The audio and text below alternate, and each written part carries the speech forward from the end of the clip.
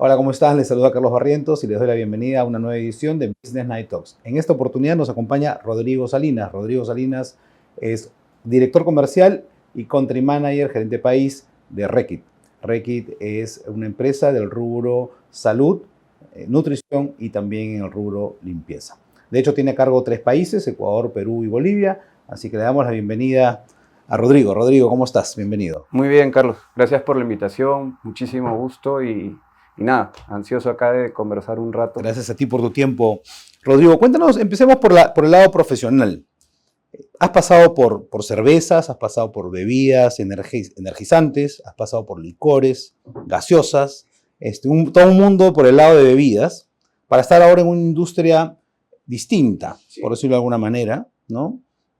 ¿Qué tal el cambio de industria? Cuéntanos un poquito ese cambio de bebidas a esta nueva industria de limpieza, higiene, salud.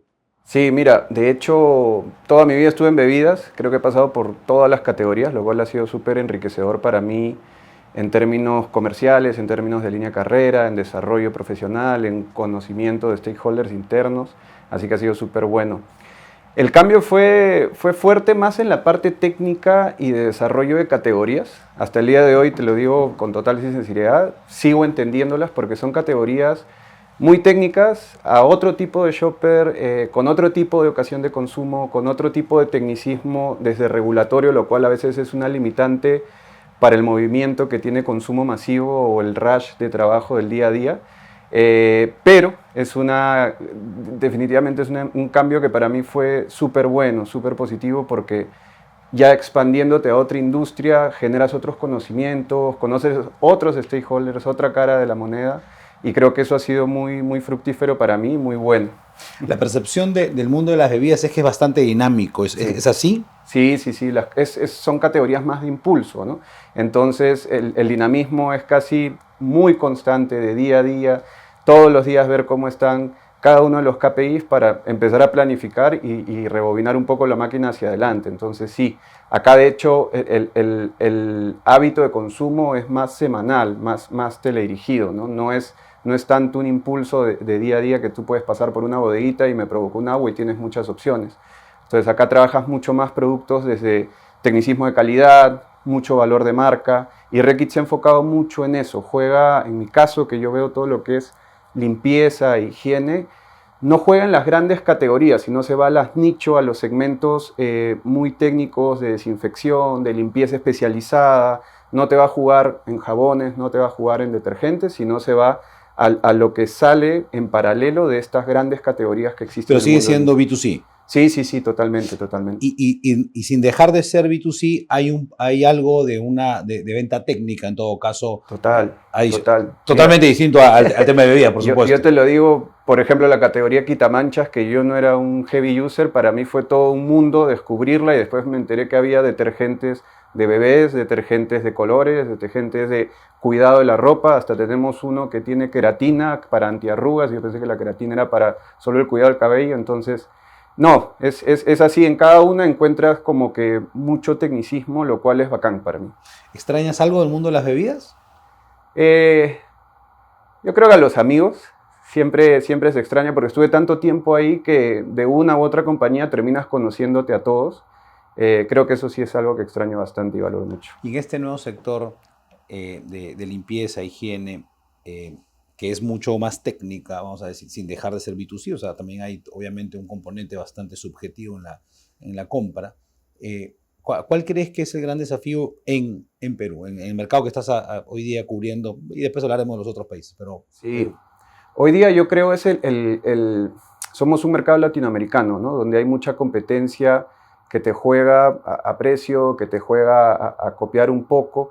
Yo creo que el factor del balance entre affordability y value es algo muy importante para una compañía como Reckitt, ¿no? Reckitt tiene más un mindset global, y cuando empiezas a cascadear en países, no sé, como Perú, que tienes muchas marcas locales, competidoras con distintas propuestas de valor, ahí empiezas a construir esa tropicalización de lo global con lo local. Creo que ese es el gran reto en el caso nuestro, tanto para el área de marketing como para el área de trade, para asegurar que lo que uno busca como, digamos, posicionamiento de marca se respete, pero seas competitivo y atractivo para el consumidor del país en el que tienes a cargo, ¿no? Pero tropicalizan la estrategia y el marketing. El producto sigue siendo el mismo, Sí, ¿correcto? correcto. Interesante. Y en esta tropicalización, ahora que tú estás a cargo de estos tres países, ¿no? Ecuador, Perú, Bolivia, si bien países de Latinoamérica, vamos a decir, del mismo lado sur de América, con muchas coincidencias en temas culturales, siempre también hay diferencias importantes, ¿no? ¿Qué cosa crees, tanto por el ámbito del negocio, pero también por el ámbito cultural per se? ¿Qué cosas puedes comentarnos con respecto a estos países?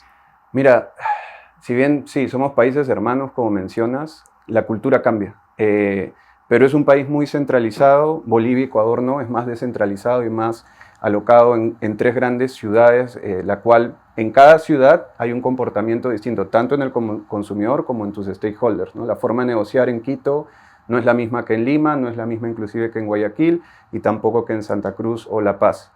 Yo creo que lo importante ahí es consolidar una visión clara de lo que uno busca y de ahí empezar a adaptarte un poco al win-win de lo que busca tu partner por el otro lado, específicamente en cada ciudad. Y ahí es empezar a construir. Yo creo que si trabajas desde ahí, la cultura siempre va a tener ciertas matices, pero logras el objetivo, ¿no? ¿Alguna anécdota del tema cultural que puedas comentarnos en los países que has estado mirando? Sí, a ver, acabo de estar en Bolivia la semana pasada. El canal Mayoristas, digamos, es un canal que sufre mucho por un negocio de frontera, por toda la devaluación que está generando hoy en día Argentina. Entonces eso se genera un negocio cross-border que distorsiona mucho el precio. Pero un mercado negro. Sí, total. Y claro, el cliente, por ejemplo, mayorista de Perú es mucho más abierto, ¿no? Tú puedes sentarte a conversar, cerrar un negocio y demás. En el caso de Bolivia es un poquito más complejo por toda esta situación. Ellos se sienten a veces auditados o piensan que quieres controlar un poquito ese factor, ¿no? Y no necesariamente todos, digamos, entran a ese ruedo, pero hay un negocio paralelo el cual ellos están muy pendientes, entonces son mucho más sensibles, más cuidadosos, entonces el approach con ellos es totalmente diferente, ¿no? Hasta la forma de conversar, tienes que tener mucha claridad, mucho cuidado, ¿no? No hay ese trato amical que puede haber en Perú, ¿no? Es muy importante cuando uno tiene manejo de distintos países y culturas, tener claro cómo acercarse, sobre todo por la parte comercial, y cómo negociar. Son distintas formas de acercamiento, distintas formas de negociar. Hay algunos que nos llevan mucho más al descuento, otros que tienen una cultura mucho más de cerrar rápidamente. Y esa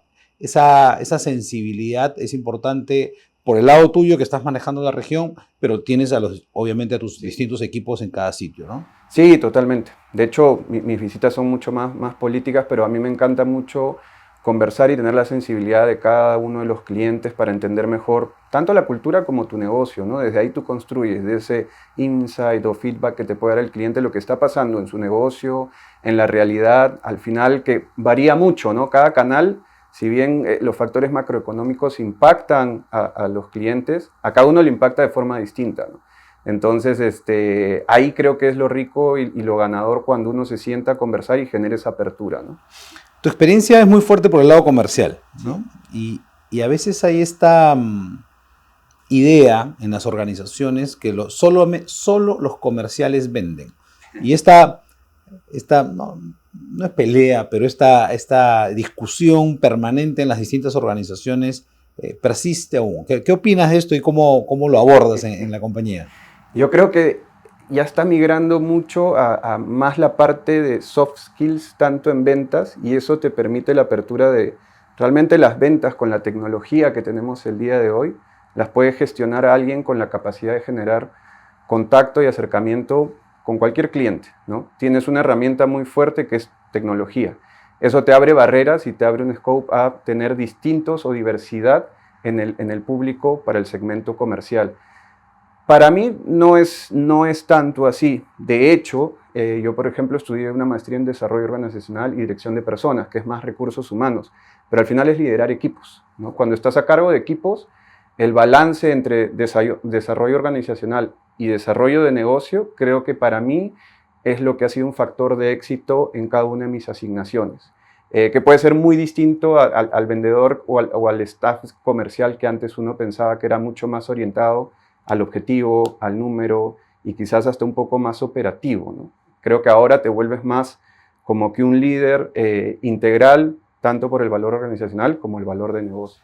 Ahora, es muy importante en ese sentido hacer entender a todo el equipo, llámese el que está de cara hacia el cliente como los que están detrás, ¿no? En el back office, cómo es el aporte hacia la experiencia del cliente, ¿no? Cómo aportan hacia la venta.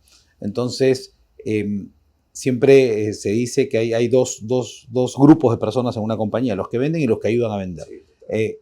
¿Cómo hacemos entender eso a los que no están de cara hacia el cliente? ¿Cómo lo sensibilizamos? Yo creo que lo mejor es, a ver, te parto de los ejemplos que he vivido, ¿no? Uno, salir a visitar a los clientes con todas las áreas, creo que es una muy buena práctica de toda compañía. Desde la cabeza hasta el practicante que está arrancando, así sea del área de supply. A mí, por ejemplo, en una de las compañías que trabajé, la inducción era subirte al camión de reparto un día, salir con fuerza de venta un día, siempre clásico ir a la planta y conocer los procesos. Creo que eso no solo debe ser solo para un grupo, sino para todos. Cuando logras eso, y nuevamente va el tema de generar esa apertura con los clientes, el entender cómo es el día a día de un vendedor que no solo carga con la presión de la compañía, sino con las propias presiones personales, en un rush de trabajo muy corto, que a veces se queda muy corto para la gestión comercial, ¿no? Creo que ahí es cuando uno empieza áreas como quizás finanzas, contabilidad, que son mucho más numéricas y parametradas, empiezan a entender, ok, acá hay un trabajo cualitativo que no vemos en el back office y que hay que valorar muchísimo porque si esto no se da es un factor detonante para los números del P&L, ¿no? Y es un reto importante, ¿no? Cómo hacer que las áreas no trabajen como islas, sino totalmente interconectados. Y esa sensibilidad, efectivamente, con estas visitas, pues se va logrando, ¿no? Que el financiero salga con el comercial, que el de legal salga con el comercial, que el comercial salga con el del almacén, etcétera, y comiencen a tener una sensibilidad de lo que pasa tras las puertas, que a veces cuando uno está solamente dentro no tenemos ese feeling de lo que está pasando con el cliente, pero sobre todo con la competencia. Y la competencia, pues, nunca hay que perderla de vista, ¿no? Porque al final lo que queremos siempre es sacarle ventaja a la competencia en todo sentido. En esta trayectoria exitosa profesional que has tenido y que sigues teniendo y que sigues construyendo, ¿cuáles crees que han sido los hitos más importantes en tu carrera y por qué? Cuéntanos un poco ahí cómo ha ido. Yo creo que en Red Bull me fue súper bien porque trabajé en una empresa, yo venía de trabajar de cervezas, que era una empresa muy grande, ¿no? Con mucha facturación y con muchos recursos. Y luego me fui a Red Bull. Y Red Bull era un momento en el que estaba creciendo exponencialmente. Lo cual, para los que estuvimos ahí en esa época, tuvimos un crecimiento profesional muy vertical, con distintas asignaciones. Yo particularmente pude pasar por todos los canales de venta hasta tener una posición como gerente comercial para la región andina. Con lo cual, a mis 26 años ya tenía conocimiento cultural de otros países, había manejado todos los canales, había manejado presupuestos, me sentaba a negociar con stakeholders de alto peso, lo cual eso te da una visión mucho más integral del negocio, ¿correcto? Entonces, creo que ese fue un primer hito que ayudó mucho a generar un seniority que a veces no todas las compañías te lo dan. Por eso por ahí algunos recomiendan siempre trabajar en empresas donde hay pocas personas porque te da mucho accountability y mucha exposición. Claro. Y eso acelera tu curva de aprendizaje en ciertos soft skills que te van a ayudar a futuro para ser un mejor líder, ¿no? Otro hito grande creo que fue en mi siguiente trabajo, que me tocó trabajar en una empresa que acaba de ser adquirida en el rubro de licores. Entonces era una dinámica totalmente distinta porque era estructurar una empresa de la mano del dueño, ¿no? Y en un corto tiempo. Y ahí aprendí otras cosas, ¿no? El cómo hacer más con menos, como me decía el dueño. Y hasta ahorita lo recuerdo y creo que me dejó un gran aprendizaje porque cuando vienes del mundo corporativo donde a veces los recursos pueden sobrar o tienes otra billetera, por así decirlo. Exactamente. Este tipo de compañías te hace pensar de forma distinta, ¿no? Y te hace ser mucho más ingenioso, más creativo. Y ese fue un hito también interesante. Creo que mi siguiente asignación me tocó un poco de las dos, porque ya me volví a una empresa muy grande, donde empecé a aprender y tuve la suerte en participar en muchos directorios y empezar a aprender de gente de un nivel muy alto, con un nivel de gestión grandísimo y una empresa de gran escala en el país. Entonces, todo lo que había aprendido antes, acá se volvía, digamos, una plataforma donde le hacías la hipotenusa, por así decirlo, o era muy exponencial en términos de gestión, porque ya una empresa más grande siempre gestiona a mayor profundidad, ¿no? Y ahí creo que aprendí mucho a cómo operar y orientarme mucho más al proceso, ¿sí? Porque las empresas grandes lo que buscan son eficiencias dentro de la gran facturación, en la parte operativa, en toda la cadena, digamos, de logística que pueda tener. Y ahí empiezas a tener mayor complejidad, ¿no? Ves un P&L que quizás en empresas transnacionales como las que estaba antes era más corto. Acá tenías muchísimas líneas, lo cual se hacía mucho más atractivo en términos financieros y a entender muchísimas cosas, ¿no? Tienes, creo que, todos los eslabones integrados, ¿no? Creo que no todo pasa por algo, ¿no? Como dicen. Y hoy en día eso me ha ayudado mucho para adaptarme muy rápido en Reckitt en términos de encontrar por dónde es la hoja de ruta para ganar, pero con un background tan sólido para poder tener discusiones con personas que están en otros países y manejando hoy en día operaciones mucho más grandes y poder aportar a la compañía realmente no solo en el scope que tengo, sino en la región a la que pertenecemos, que es Latinoamérica, ¿no? ¿El origen de Reckitt es de Inglaterra. Inglaterra? Sí. Correcto, claro. Y ahora estás en una transnacional con una experiencia de transnacional, pero también dentro de este esquema que mencionabas en experiencia de licores, bien interesante, ¿no? Sí, Hacer más con menos. Sí, correcto. Y esa cultura de austeridad que siempre es un ingrediente que hay que tener, así sea en las épocas buenas. Sí. Yo creo que hay que tener siempre ese ingrediente para poder sensibilizar a la gente. A veces perdemos un poquito la brújula y hay que volver a jalar las riendas, ¿no? Yo creo que hay que nacer ese espíritu emprendedor. Y es decir, si fuera tu empresa... ¿Cómo lo harías? ¿Cómo lo harías? Si fuera tu plata, si fuera tu billetera, ¿gastarías en eso o repensarías o replantearías mucho más? Sin complicarte la vida y sin ser muy burocrático, pero sí siendo más sensible en el día a día, en el término financiero. Creo que eso es un factor muy importante el día de hoy, en general, sobre todo por lo que está pasando hoy en día en el mundo, ¿no? Correcto. ¿Qué desafío se te viene a la mente de tu carrera profesional que haya sido el más complejo, el que haya demandado de ti, pues, mucha energía, muchas horas? ¿Cuál es ese gran desafío que traerías a la mesa? Yo creo que en la actual compañía, Reckitt. Pasa que yo entré 2 meses antes de la pandemia y Perú, Bolivia y Ecuador antes eran países independientes con un modelo de go-to-market de distribuidores y queríamos migrar a un modelo de operación propia. Entonces me tocó armar un clúster, contratar gente y en paralelo adaptarnos a la pandemia que casi que nos movió, en mi caso, el negocio de forma inversa. Para bueno, para bien. No necesariamente, porque categorías muy especializadas se contrayeron en consumo, porque la gente se quedó en su casa. Y acuérdate que tenemos categorías como detergentes de ropa especializada, el cuidado de la ropa, no el business as usual, que es el detergente que puede ser para el día a día. Y tenemos categorías como lo que es quitamanchas, que se contrajo muchísimo, ¿no? Pero, por otro lado, tenemos las de desinfección, que esas sí se pronunciaron muchísimo en la pandemia, pero hubo mucha complejidad logística, porque ninguna planificación te va a aguantar picos tan altos en la demanda, ¿no? A eso súmale la pandemia y el way of working nuevo, que era modelo home office, y tenías que generar cultura y tenías que generar engage con la compañía, hacerte una posición y posicionarte dentro de la empresa y sobre todo armar un equipo, ¿no? Y armar un equipo de forma virtual no es tan fácil como pareciera, ¿no? Porque la sensibilidad o las energías no se sienten por la computadora, ¿no? Sino en la cancha, en la oficina, ¿no? Yo creo que ahí los primeros, me acuerdo, 4 meses sí fueron muy demandantes. Desde capacidades, la gente no tenía cosas en su casa como para trabajar cómodamente, propias frustraciones de tu equipo, ¿no? Que estaban viviendo frustraciones grandes. Había una persona que me acuerdo vivía sola y no era peruana, y eso le afectó muchísimo, ¿no? Entonces entra mucho la parte también de inteligencia emocional en la pandemia, ¿no?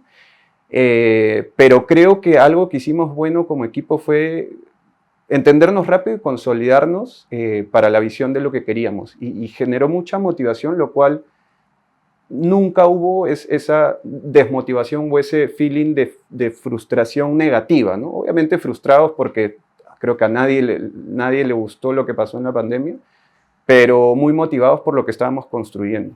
Sin duda la pandemia nos trajo un nuevo contexto y un cambio general, ¿no? En los negocios y en nuestras vidas. Y yo menciono, los que hemos tenido oportunidades de estar al frente de empresas durante la pandemia, hemos tenido ese privilegio de gestionar en un contexto tan adverso y probablemente uno de los más adversos de la historia. No sabemos qué va a venir después, probablemente tengamos peores situaciones, pero ese periodo, esos meses iniciales de gestionar una compañía, creo que ha sido un impulso a cualquier carrera profesional de los que hemos podido estar al frente Sí, de, ¿no? sí, de hecho esa pregunta que me hiciste, yo siempre me la preguntaba porque decía, ¿en qué momento voy a tener un reto, ¿no?, tan crítico como lo que acabo de vivir?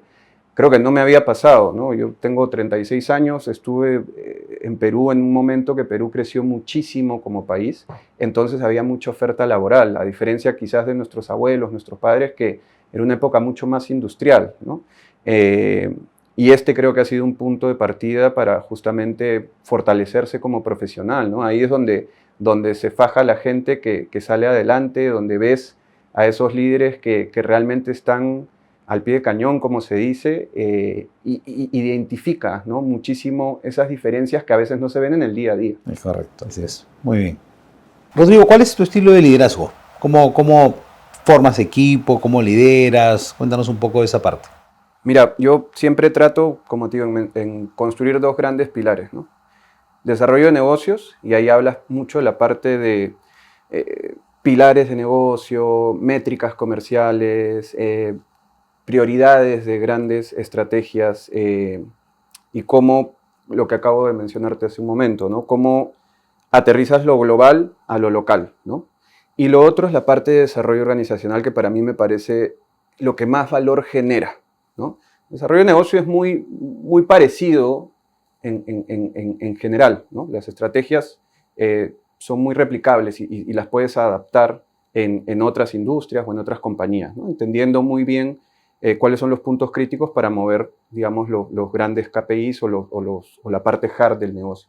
Pero la parte soft, que es el desarrollo organizacional, lo que te fomenta cultura, motivación y ese engage que uno busca de la gente, para mí es algo muy detonante, es exponencial. Porque esto, gente creo que capaz en el mercado y en general en el mundo hay. Hoy en día hay tantas formas de uno capacitarse que vas a encontrar gente. Pero gente motivada y enganchada, eso no siempre es fácil de encontrar o de cultivar. Y en la parte de desarrollo organizacional, hoy en día creo que tener muy claro todo lo que es el career path de las personas, la versatilidad que uno puede tener en el desarrollo profesional y el cómo proteger a la gente para justamente cultivarla y motivarla y generar la cultura que uno busca, ¿no?, para una empresa.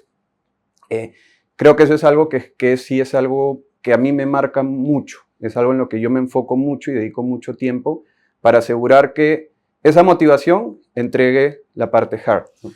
Es que este cambio que ha habido a raíz de la pandemia, que nos fuimos 100% virtual, ahora estamos híbridos, además cambiaron las necesidades de nuestro equipo, de la gente, ¿no?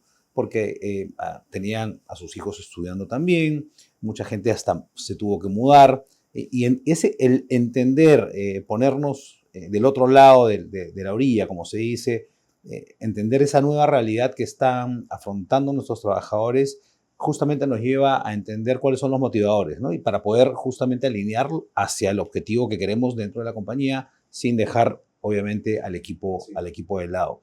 Importante lo que mencionas. Se habla mucho de la soledad del gerente general o del CEO. ¿Tú lo has sentido en algún momento? Si lo has sentido, ¿cómo lo has combatido?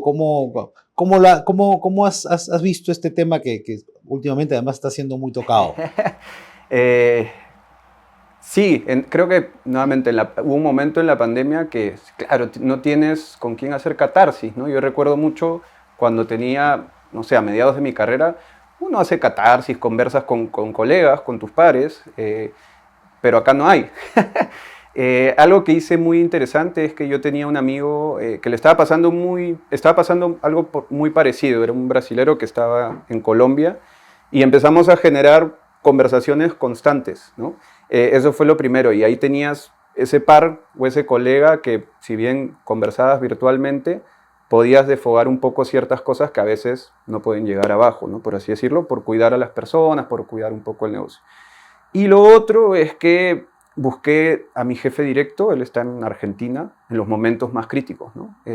Para preguntarle qué haría él, cómo manejar estas situaciones, o qué está viendo él, cuál es el termómetro para ver si estamos yendo por el rumbo que queremos, ¿no? Creo que eso es algo muy importante, y ahí es la humildad, ¿no? Cuando tú sacas la humildad para abrirte a otras personas y hablas con total transparencia y confianza, es donde se genera, digamos, ese bounding para tú hacer tu propia catarsis y sentirte tranquilo, ¿no?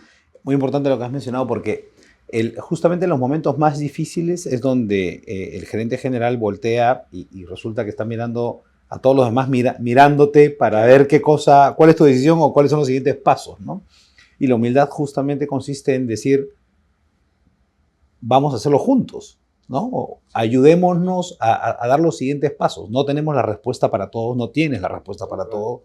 Entonces, esa humildad, ese cable a tierra que también suelo mencionar es importantísimo para seguir trabajando y construyendo.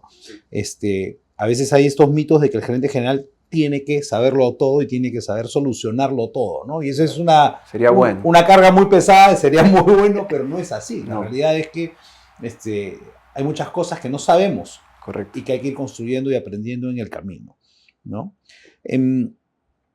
Vayamos al plano personal, Rodrigo. ¿Quién es Rodrigo? Cuéntanos un poco de ti como persona, hobbies, familia, sí. ¿Qué te gusta hacer? Un poco para conocer al Rodrigo persona. Mira, yo tengo 36 años, casado, me casé en diciembre con mi esposa. ¿Recientemente casado? Sí, recientemente, pero con una larga relación ya de buenos años. Soy el menor de 3 hermanos, los 3 somos hombres, con lo cual me tocó vivir una infancia de mucho bullying, pero muy divertida, de muchas peleas y muy divertidas, con muchas anécdotas, fue súper divertido. Y de hecho mi familia es muy grande, los primos por parte de mamá, mi mamá tiene 7 hermanos y casi que todos tuvieron 3 hijos. Entonces había mucha reunión familiar, lo cual sí hizo una infancia muy divertida, ¿no? Y me tocó vivir también en un lugar donde había mucha gente de mi edad, entonces teníamos muchísimos amigos y faltaba tiempo para hacer cosas, por así decirlo, ¿no? Hasta ahorita me veo con los amigos del barrio, por así decirlo, y me divierto muchísimo. Pasatiempos, ¿qué me gusta hacer? Soy una persona muy activa. Trato de practicar diversos deportes, más por un tema de relajo, de disfrute, porque me gusta mucho la parte de salud, la parte de nutrición en general de la vida, ¿no? Yo trato de siempre construir detrás de algunos pilares, que es la parte emocional, la parte mental, la parte física, ¿no? Entonces me enfoco muchísimo en eso. Y para mí el deporte es esa salida para justamente liberar esas cargas, esos estrés que te puede dar la rutina y también generar buenos hábitos, ¿no? Entonces practico, no sé, bicicleta, corro, cuando puedo nado, juego frontón, hago mucha calistenia y siempre trato de practicar alguna cosita nueva, ¿no? Mis padres, bueno, mi papá falleció ya hace varios años y mi mamá es una historiadora que ha escrito 2 libros ya como pasatiempo y ahorita está próxima a publicar otro, lo cual a mí me parece súper chévere porque yo no soy nada pegado a la parte académica o de escritor, no me veo escribiendo un libro y es algo que yo admiro mucho en ella. Interesante. El deporte ingrediente que vengo escuchándote, o te he escuchado varios deportes, un Sport Billy, para los que tenemos algo de años, sabemos sí. a quién me refiero, ¿no? Pero, ¿tú crees que es un ingrediente importante en los ejecutivos de hoy, el deporte? Sí, en general en las personas, tener buenos hábitos, ¿no? Como te digo, o sea, el trabajo ya está migrando a un balance también de vida que las compañías mismas incentivan eso, ¿no? Y yo creo que yo lo practico desde muy joven y para mí siempre se escucha mucho a personas, uy, estoy cargado de trabajo, estoy un poco estresado, y le digo, cuéntame tus hábitos, cómo te alimentas, qué haces en el día a día, cómo te sientes. Y eso se va a reflejar en el trabajo, todo es una consecuencia de, ¿no? Y finalmente en las emociones, ¿no? O sea, en la parte emocional, en la inteligencia emocional, ¿no? Entonces, para mí sí es una muy buena forma de generar ese balance para estar súper activo, pero muy, digamos, zen, por así decirlo, en tu día a día, ¿no? De hecho, vengo escuchando y yo también lo he venido practicando al momento de reclutar gente, ¿no? Y claro, yo soy una de las personas que dice que el currículum va a morir en algún momento, el documento formal va a ir muriendo. Obviamente hay un filtro de capacidades técnicas iniciales, pero nos vamos a enfocar mucho en la parte de las habilidades blandas, ¿no? Y las habilidades blandas pues no se aprenden leyendo un libro o oyendo un curso, ¿no? Esto es un tema de roce social, de experiencia, y cuando hablo de roce social es conversar con gente que tenga experiencia, que pueda compartirte y que uno comience a aprender de eso.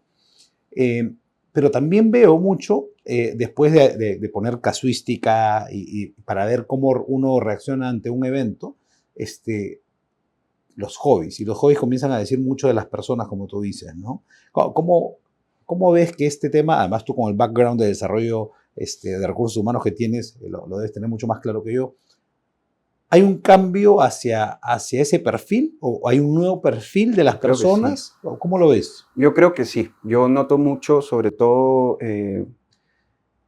una tendencia, más que un segmento de personas, porque trabajo con gente, una generación mayor a la mía, y también está entrando a esa tendencia, lo cual es súper bueno, ¿no? Porque está haciendo una transformación integral de la compañía. Yo creo que los buenos hábitos que generas en nutrición, en salud física y mental, van a reflejar en el impacto del negocio, van a reflejar en la gestión, van a reflejar en la forma que uno lidera, porque uno, vas a estar más balanceado y más tranquilo al momento de ir al trabajo, y dos, vas a estar mucho más preparado a situaciones críticas.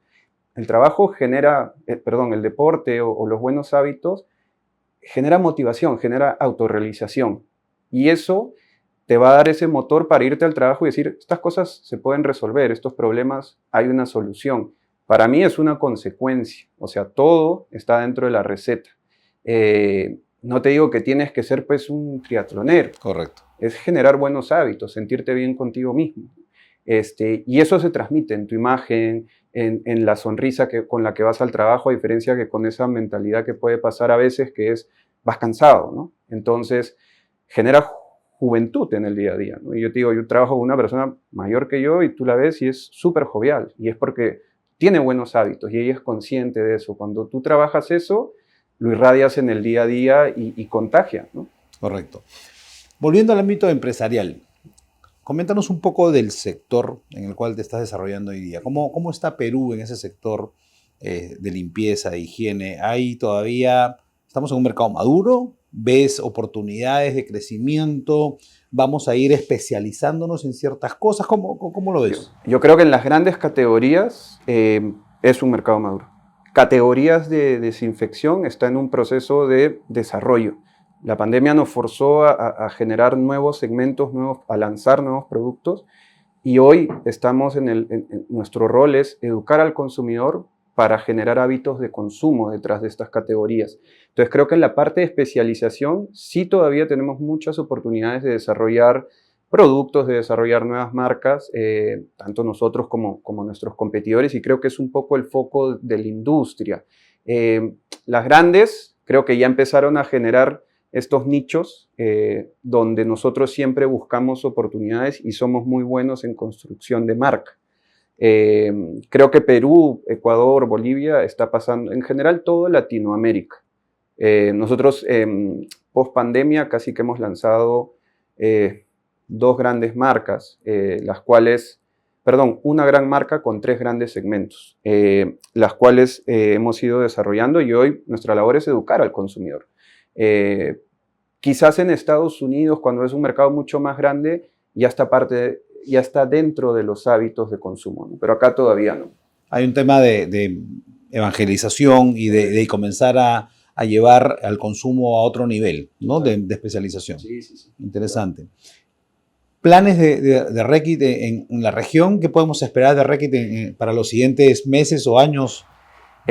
Ahorita estamos trabajando mucho detrás de innovaciones dentro de estas categorías que menciono. En mi caso me estoy enfocando mucho en la parte también de affordability, por lo que está pasando en el mundo y es importante también desarrollar productos ad hoc a la situación económica del país, ¿no? Más aún en Latinoamérica, que es complejo.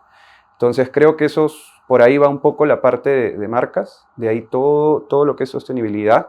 Reckitt está innovando desde el hub como responsables de la industria. Entonces, creo que eso es algo muy importante, porque se genera también conciencia en los equipos de que si bien lo que vendes posiblemente es algo complejo para este punto, estamos trabajando en ello y en el largo plazo esperamos tener un mejor approach de cara a nuestros productos detrás de ese... La sostenibilidad como parte, como ingrediente de hacer Sí. empresa, ¿no? Y de gestionar compañías en cualquier parte, ¿no? Sobre todo teniendo en cuenta que hay que comenzar a generar valor desde ese punto de vista, ¿no? Como responsabilidad de la estrategia, ¿no?